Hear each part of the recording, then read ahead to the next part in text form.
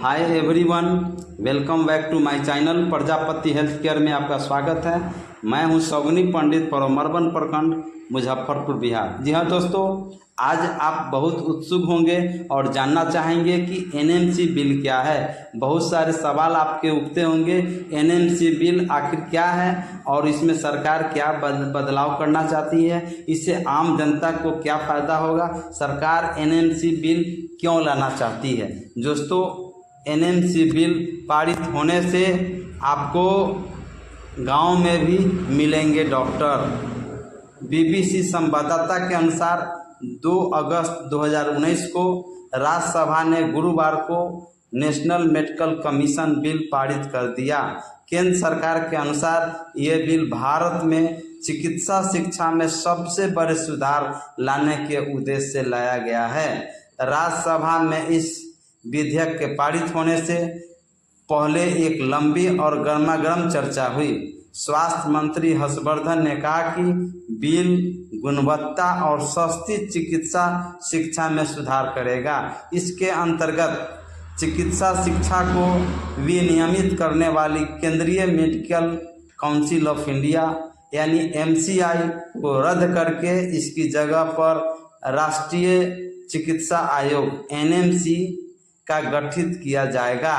अब देश में मेडिकल शिक्षा और मेडिकल सेवाओं से संबंधित सभी नीतियां बनाने की कमान इस कमीशन के हाथ में होगी। अब हम जानें कि इसमें बिल में विवाद होने का कारण क्या है, क्यों विवाद हो रहे हैं। दोस्तों, बिल के तहत 6 महीने का एक कोर्स लाया जाएगा, जिसके तहत प्राइमरी हेल्थ में काम करने वाले भी मरीजों का इलाज कर पाएंगे। हड़ताल करने वाले डॉक्टर्स इस प्रस्ताव का भी विरोध कर रहे हैं, जिसे नेक्स्ट कहा जा रहा है। इसके तहत ग्रेजुएशन के बाद डॉक्टर्स को एक परीक्षा देनी होगी और इसके बाद ही मेडिकल प्रैक्टिस का लाइसेंस मिल सकेगा। इसी परीक्षा के आधार पर पोस्ट ग्रेजुएशन के लिए दाखिल होगा। अगले 3 वर्षों में एग्जिट परीक्षा लागू कर दी जाएगी। हड़ताली डॉक्टर्स को इस बात पर भी आपत्ति है कि एनएमसी निजी मेडिकल संस्थानों की फीस भी तय करेगा, लेकिन 60% सीटों पर निजी संस्थान खुद फीस तय कर सकते हैं। नेशनल मेडिकल कमीशन में 25 सदस्य होंगे। सरकार द्वारा गठित एक कमेटी इन सदस्यों को मनोनीत करेगी। मेडिकल काउंसिल ऑफ इंडिया के अधिकारियों की नियुक्ति चुनाव से होती थी और इसमें अधिकतर डॉक्टर्स सदस्य होते थे। नए बिल ने डॉक्टर्स और चिकित्सा समुदाय को विभाजित कर दिया है। इस बिल के कई प्रावधानों का विरोध करने वाले जूनियर डॉक्टर्स हड़ताल पर है। इनमें से एक दिल्ली में ऑल इंडिया मेडिकल साइंसेज के डॉक्टर तेग रबाब कहते हैं कि बिल का मकसद सही है, लेकिन इसके कुछ प्रावधान हैं जो गलत है। वह कहते हैं, बिल के अनुसार ग्रामीण चिकित्सक 6 महीने का कोर्स करके मरीजों के लिए दवाइयाँ लिख सकेंगे। वह किसी मरीज का इलाज कर सकते हैं। हम 10 साल पढ़ने के बाद डॉक्टर बनते हैं, वह 6 महीने के बाद डॉक्टर बन सकते हैं। लेकिन पटना के डॉक्टर्स अतुल वर्मा डॉक्टर रबाब के तर्क से इस्तीफा नहीं रखते। डॉक्टर अतुल वर्मा बड़े अस्पतालों में काम करने के बाद अब ग्रामीण इलाकों में अपनी सेवाएं देते हैं। वो कहते हैं, ग्रामीण इलाकों में हेल्थ वर्कर्स की सख्त कमी है। ग्रामीण इलाकों में डॉक्टर्स की बहुत कमी है। वे ग्रामीण वर्कर हैं, हमें चाहिए जिन्हें हम ट्रेनिंग दें ताकि वे ग्रामीण समाज की सेवा कर सके। लेकिन बिल का विरोध करने वाले डॉक्टर्स का कहना है कि इससे ग्रामीण इलाकों में नकली डॉक्टरों की संख्या बहुत बढ़ेगी और वो मरीजों को मूर्ख बनाकर उनसे पैसे वसूल करने की कोशिश करेंगे। डॉक्टर्स का तर्क है कि 6 महीने में कोई डॉक्टरी की पढ़ाई कैसे कर सकता है, इससे गांव में अराजकता आ सकती है। डॉक्टर्स कहते हैं कि 6 महीने की पढ़ाई के बाद प्राइमरी हेल्थ के लिए डॉक्टर तो बना दिए जाएंगे, लेकिन इन्हें रेगुलेटरी कौन करेगा। बिल एमसीआई को एनएमसी में बदलता है। एनएमसी में 25 सदस्य होंगे, जिनमें 60% डॉक्टर्स होंगे। पहले एमसीआई के अधिकारियों और सदस्यों का चुनाव होता था, अब एनएमसी के सदस्यों को सरकार नियुक्त करेगी। डॉक्टर रबाब कहते हैं कि सरकार मेडिकल पेशों में हस्तक्षेप करने के लिए बिल लाई है। वो कहते हैं ये बिल केंद्र में एनएमसी और राज्य में चिकित्सा आयोग की स्वतंत्रता खत्म करने के लिए लाई गई है।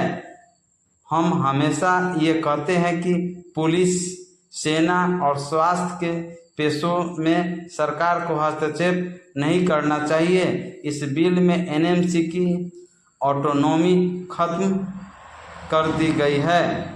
कौन कौन सी होगी regulatory body.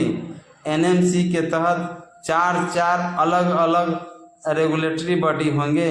Under graduate medical education board UGMEB और post graduate medical education board PGMEB।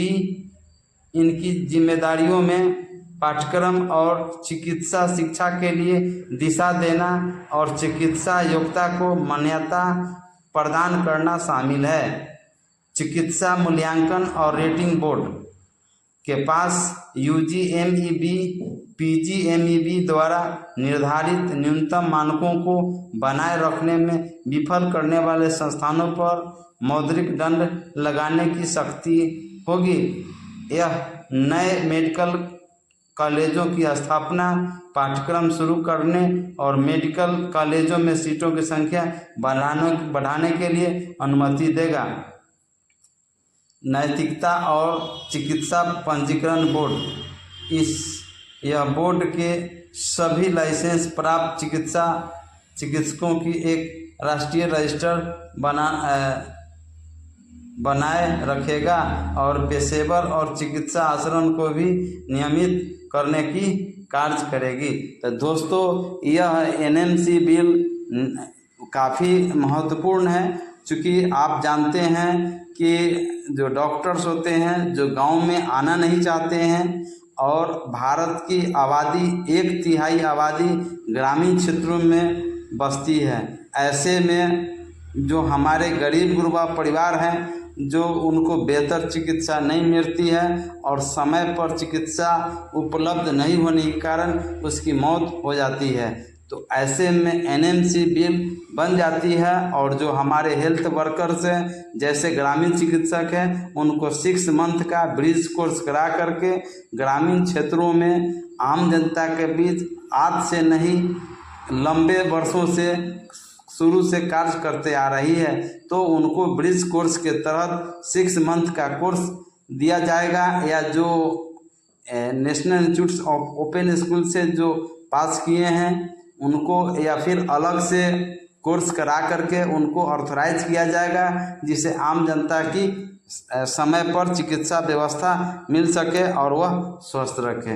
तो दोस्तों, सरकार की यह पहल बहुत ही अच्छा है और सरकार को इस पर फैसला लेनी चाहिए।